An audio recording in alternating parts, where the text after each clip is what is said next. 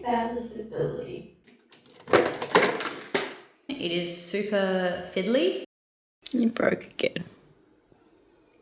It's super fragile, which is not great when taking it to conventions. Hello everyone, 4Bricksake here, and welcome to this week's episode of Pain. That's right, I have started building the second story of Gaston's Tavern, and boy oh boy did we have some building heartbreaks.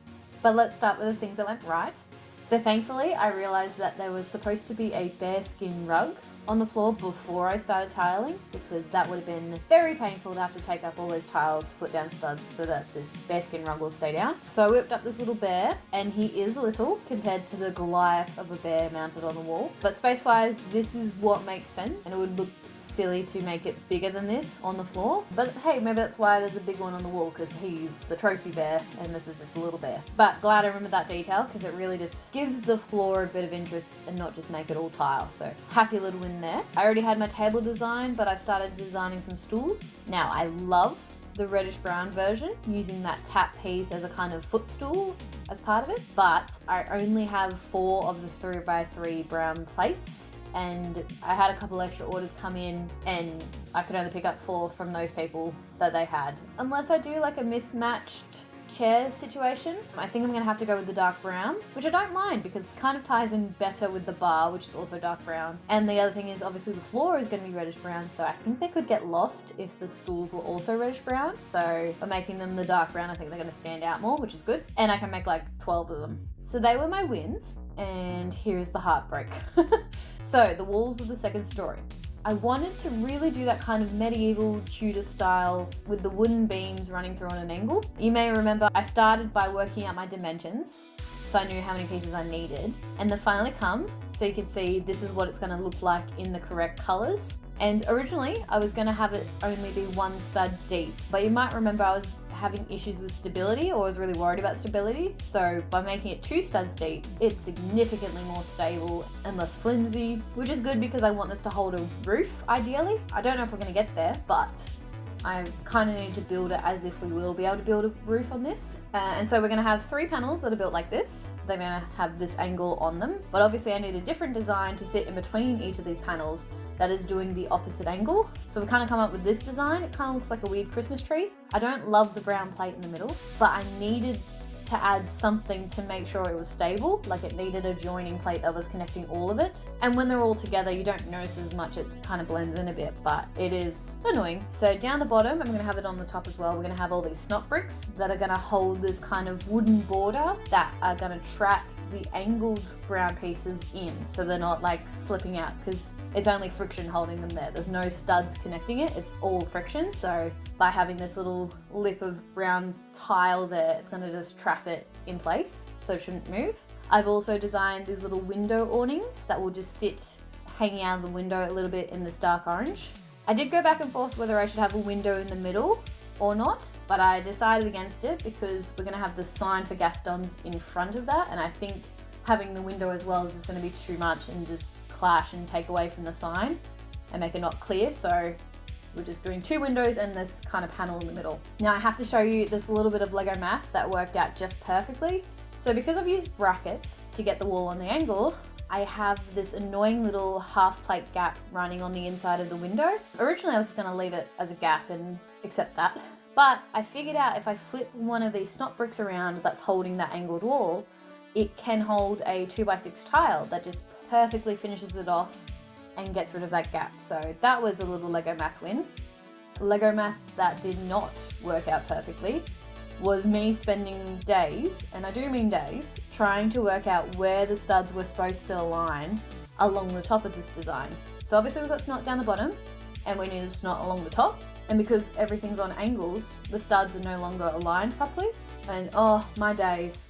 It was so confusing because there were points where the studs should align because they haven't moved, like they're straight up studs, but because of all the stress on the bricks, because of the angled beams, they were like half a plate off, and so nothing was connecting. And then when I tried to put the plates on, like nothing was matching up. So part of my solution was for the angled beams, I've shortened the third plate of it so that it's just a 1x2 plate with the rail, and it just gives it that little bit extra space it needs where the corners meet, so everything's not as stressed, and then my bricks are connecting so much better along the top. But that was pain for I think about a week of just trying to work out where I'd gone wrong with the Lego math. But that's where the good vibes stopped. These panels just kept falling off again and again and again and again. One time it fell off the edge of the whole table and just shattered all through my living room. I didn't even look at the carnage. I just walked straight out the door and went and got a coffee from my local because I was not in a mood to deal with it at all. Particularly, I think that time was when I just worked out the math problem I had at the top. So that was a particularly hard breakage. So part of the problem is I didn't have the side panel, the left side, that's gonna be near the chimney, built yet. So it wasn't anchored in properly. And I was avoiding building the left side because on top of this obviously very complex angled design, I had to work out where to put snot to attach the axes and the moose heads as well. That would look visually right.